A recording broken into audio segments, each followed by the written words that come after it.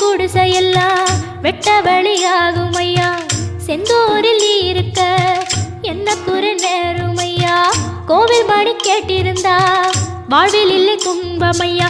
வலையில் வந்து விழுந்திடணும் மீனு, விலை போனா பசிக்கு அது சோறு. உப்பு காத்து ஊத காத்து சுத்தும் கடலு கரைய பார்த்து சத்தியமா கோயில் கொண்ட சுப்பையா. எங்க குப்பத்துக்கு குல விளக்கு நீ ஐயா.